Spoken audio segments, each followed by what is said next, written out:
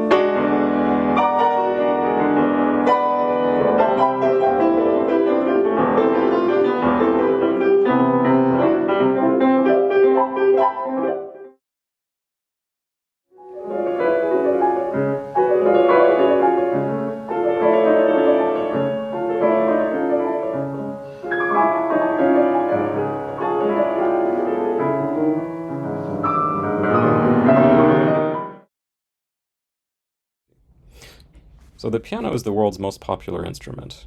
It's estimated that even 3 years ago, there were more than 100 million people playing the piano across the world. Playing or listening to the piano is associated with a number of beneficial effects in regards to well-being, life satisfaction, health, and this partly explains its popularity, we think. So, at the same time, playing the piano is difficult. It's a complex neuromuscular task, and it can place extreme demands on the body, on parts of the body. So, because of this, pianists are at the highest risk of injury among musicians, instrumental or otherwise. And these injuries, particularly for musicians, are termed playing-related neuromusculoskeletal disorders. And that runs the range of tendinitis, overuse, carpal tunnel syndrome, etc. So lifetime incidence for pianists of injury is likely over 50%. And this estimate ranges between 26 to 93%, depending who you ask and what methodology they've employed. And part of this is it's probably an underestimate due to the healthy worker effect. These injuries are professional musicians' biggest health issue, not only for pianists, because they impair one's wellness, one's well-being. They impair one's ability to play the instrument, and as a result, they can cause the loss of career. And that has its own ramifications. So, in regards to these injuries, we need effective treatments, we need preventative strategies, but pianists report a lack of these, both during their careers and during their training. So what to do? Well, some of these injuries are known to result from poor technique when playing, and poor technique can impede the playing itself, the performing, and the career development of the pianist. We all know of the trope of the competition winner who must have flawless technique, and well-being itself as a result. At the same time, though, developing optimal piano technique takes decades, and that process itself risks injury and risks failure. So that's a fraught process, and in order to ease it, and hopefully lower the incidence of these injuries, an accurate model of skilled, healthy piano technique would be helpful. Now, there are controversies about what that model would be. These controversies go back for centuries, and a lot of the controversy, not all, boils down to disagreements over how we use our muscles. So this thesis will address some of the muscle use underlying skilled, healthy piano technique. So before we discuss this muscle use in more detail, I'd like to play you another series of recordings. And these are recordings of myself. They're in two different phases of my development as a pianist. And it's my hope that by observing the differences between these two phases, it will start to become clear from a practical point of view what the effects of adhering to different theoretical models of piano technique can have on one's actual playing.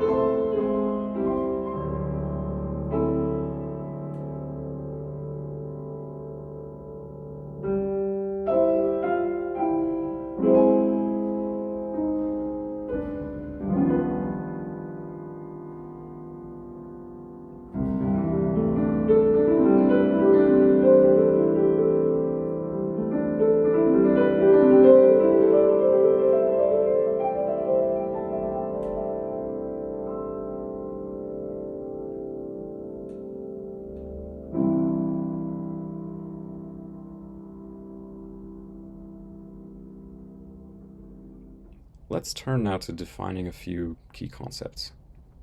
Antagonistic muscular co-contraction occurs when two or more functionally paired muscles contract simultaneously, thereby tightening the joint that they're acting upon. So one example to illustrate this is in the arm, specifically in regards to the elbow. So if we take a look here, there's our biceps, right?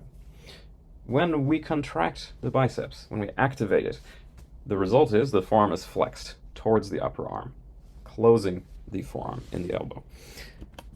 In contrast to this, the triceps on the other side of the upper arm contracts in order to extend the forearm in the elbow joint, extending it away from the upper arm. So the question here is, what happens when we contract both at the same time? That would be antagonistic muscular co-contraction. The results of this are numerous, and we'll get into those a bit later. So, there were 78 in total individual journals I checked with no relevant publications, and 2 sort of aggregated search engine resources that also did not. And then over on the right 2 columns, you'll see the sources that I was able to pull publications from that were relevant. So a few dozen there. In searching for these relevant publications, I employed the following search terms and their variations with operators in the search engines. So co-contraction was a key term, piano, co-activation, which is a synonym, according to some, of co-contraction, and antagonist or antagonistic, etc. This flowchart outlines the process I underwent with each resource. So I would first use those search terms one at a time. And first I'd check the search results and, note down any links that were relevant. This could have 3 possible outcomes. Either none of the first 1,000 results were relevant at all. So I would say, okay, go to the next term, go to the next variation of that term, or just go to the next resource. The next outcome was there are more search results left, and I did find some relevant titles, some publications. So at that stage, I would continue looking for more until one of 2 things would occur. Either I got through all the search results, in which case I would then go to the next term, or I went through 100 consecutive titles at this point that were not relevant. So then I would once again start over. Finally, the third outcome from the first step was if I got through all the search results, meaning there were fewer than 1,000, and none of them were relevant, in which case I had no choice but to continue to the next term or variation thereof. So this process can also be illustrated through this Prisma-style flow diagram. And so I identified initially 440 studies, and those are from across databases, journals, libraries. That resulted in a total of 188 studies being included in this literature review. One theme that's emerged from this literature review is that pedagogues writing about co-contraction often use inconsistent and inaccurate language, representing an incomplete understanding of anatomical and biomechanical principles. This is probably not that surprising, given that many pedagogues were writing in periods where that information was not accessible or widespread, and moreover that even nowadays, pedagogues are not generally exploring hard sciences. So these authors would thereby freely interchange scientific common and invented terminology, which could easily mislead and misinform a reader, rather than advancing the reader's understanding of co-contraction, which we would hope would be the goal of the writings on it. So why indeed fight against yourself by co-contracting? Isn't it just wasted effort? Well, it seems to exhibit both positive and negative effects, sometimes simultaneously, depending on how it's being used. So we've found that co-contraction is necessary for complex movement in both healthy and impaired or symptomatic populations. We've also found that co-contraction is important in animal movement, from fish to birds to insects to amphibians. Not sure about reptiles yet. So until recently, despite all this, the prevailing biomechanical models underestimated co-contraction and how it contributes to human movement and motor control. So what underpins the importance of co-contraction in complex movement? Well, some of its positive effects include it aids in control of joint viscoelasticity and stability, which is similar to saying it aids in controlling joint tightness.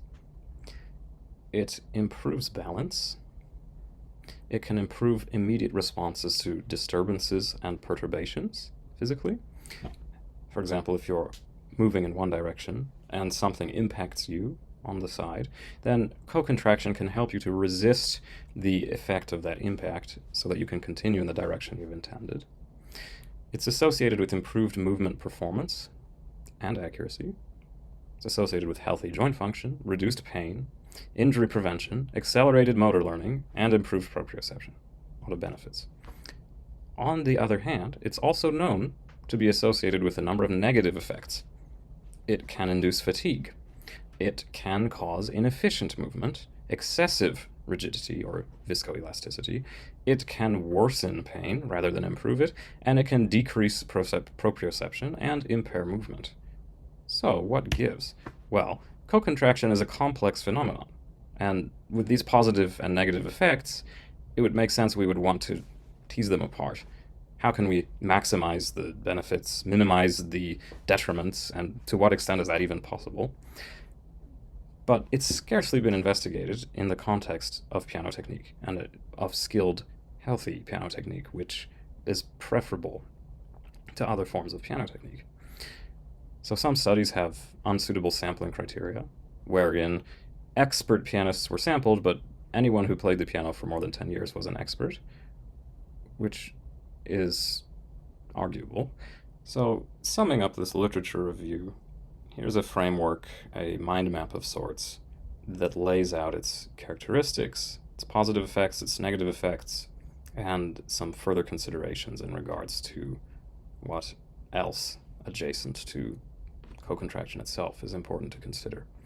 And in this literature review, I've created this table just to illustrate only the study at the top came very close to hitting the mark of a study on co-contraction in skilled, healthy pianists. And that's one study from 15 years ago. That leads us to, what do we still want to know? So firstly, what effects can co-contraction have on pianist technique and health? How can co-contraction be incorporated in piano technique to balance these effects advantageously?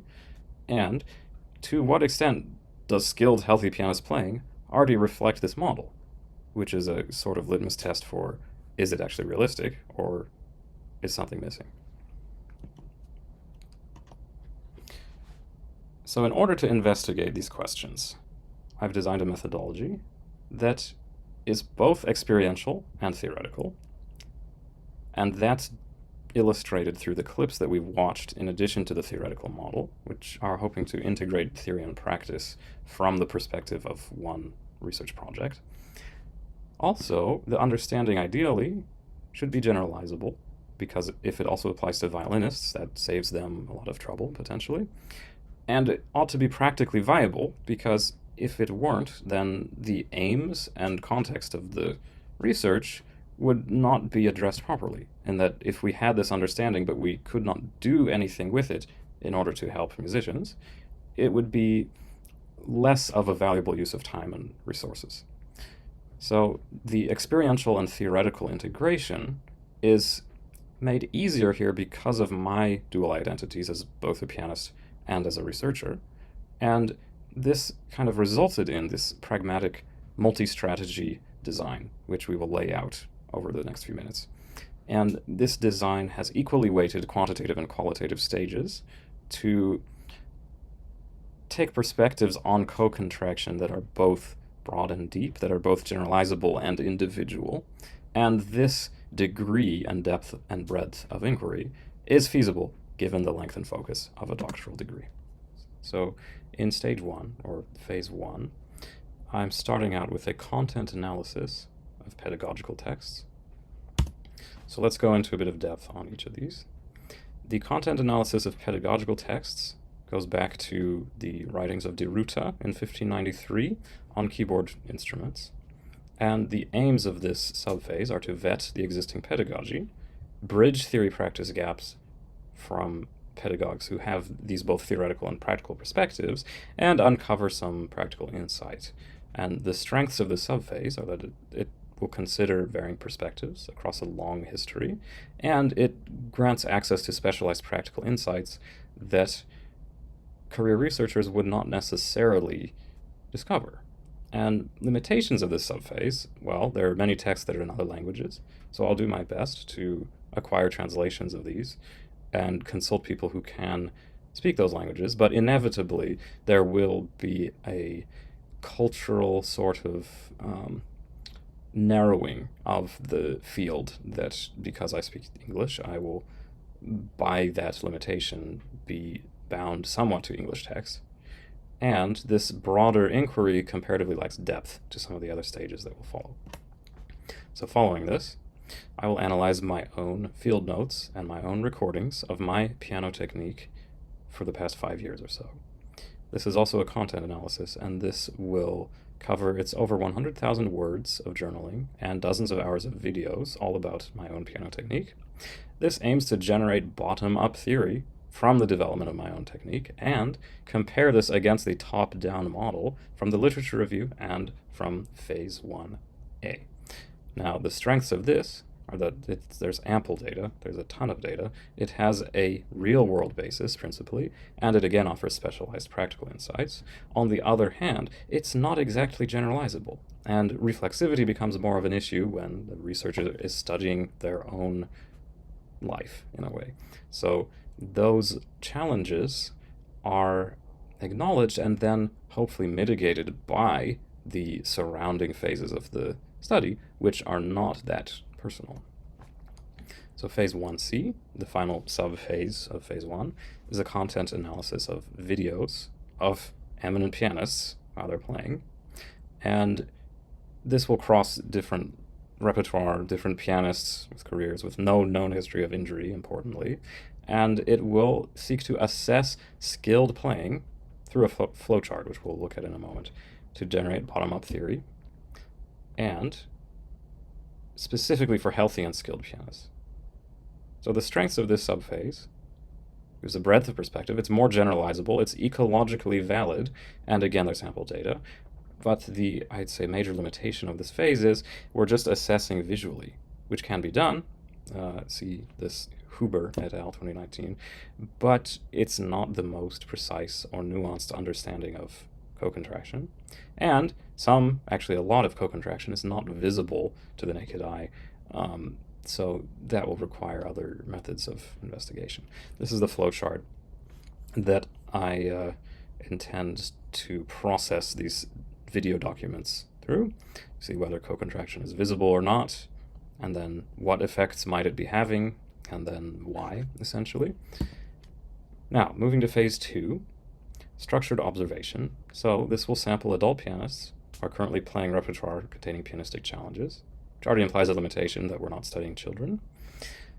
The methods will involve surface electromyography, where we hook up myographic sensors to the muscles of the participants and then gather data about the activity of those muscles while they are playing, alongside data recorded by MIDI and audio, and likely the SperioCast data in the new Performance Studio Performance Science Simulator, to gather indices of the pianist's skill.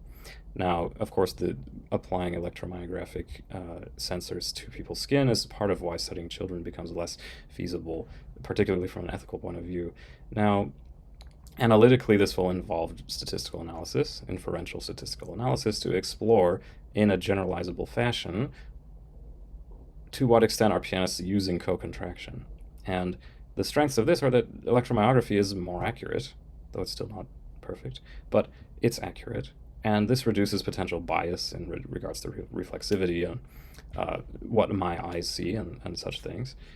However, a limitation is it doesn't really tell us why.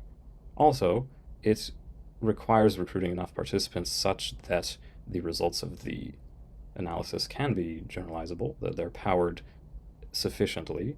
And also, it involves all of the challenges and difficulties of data collection in regards to surface electromyography, which is somewhat an art and somewhat a science. Now, finally, the methods will conclude with interviews of these same pianists in regards to who they are, have they ever been injured, how do they play, what do they think about co-contraction, how do they feel about it, and this will be analyzed both from quantitative and qualitative points of view. So for one, we might look for example, well, did pianists with no history of injury have higher co-contraction, as an example? And then on the qualitative side of things, it will generate an understanding of how do people actually perceive co-contraction now, and this is required to situate any of the findings prior and to understand, well, where do we go from here? Because knowing what an accurate model of co-contraction is only half the battle. Knowing how to help pianists with that knowledge is the other half. And that will begin to become clear, my hope is, through this qualitative analysis. So that does it. That's a lot. Yeah, thank you.